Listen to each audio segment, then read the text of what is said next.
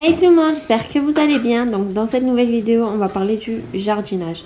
Donc là, on a décidé l'année dernière de planter des fraisiers dans le jardin. Donc on a un potager. Et cette année, ça a poussé. Franchement, on était super contents. Je pensais qu'il fallait chaque année replanter des graines et en fait pas du tout. Donc là, ça a fait vraiment beaucoup de pieds. Ça s'est vraiment étendu un peu. Donc ça, c'est pas mal vraiment que... chaque année on n'est pas obligé de racheter et que ça repousse. Enfin bref, donc là du coup cette année on a essayé d'opter pour un sac que je vais vous montrer après. En fait c'est un sac exprès pour les fraisiers ou voilà, ou autres et du coup on a décidé qu'on allait les planter à l'intérieur parce qu'en fait l'année dernière dès que les fraises poussaient elles touchaient la terre et en fait dès le contact de la terre ça moisit.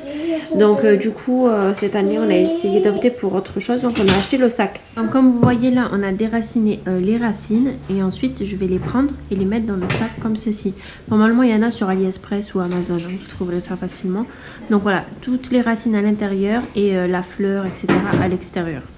Donc du coup je vais en mettre dans chaque trou qu'il y a et voilà. Donc ensuite quand j'aurai fait ça je vais recouvrir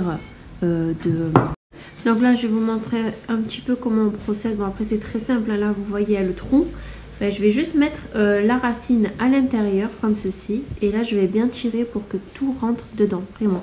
Il faut vraiment que toutes les racines soient dedans. Et le reste à l'extérieur. Donc voilà, arrivé à ce stade là. Là on va aller chercher les petites fientes de poule. Donc regardez ça. On a coupé du bois en fin. Regarde ça, une machine. Et du coup tout ce qui était branches etc. Et en fait on les a mis pour les poules. Donc voilà, comme ça elles seront pas sur la boue, elles pourront gratter, ça leur fera un nouveau amusement. Donc du coup là on est parti chercher les fientes de poule, donc je vous dis pas l'odeur. Au passage on a nettoyé le poulailler, comme ça on a fait une pierre de coups.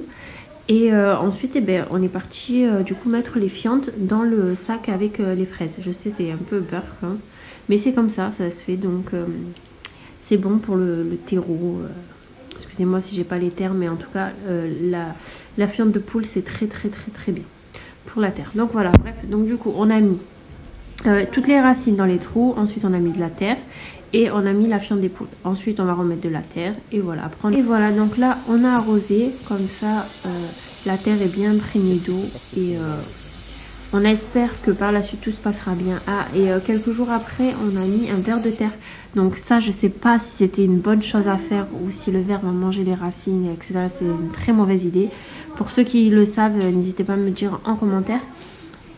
On a fait aussi, on a planté aussi des pieds de tomates, par contre celui-là on n'a pas mis de ver de terre hein.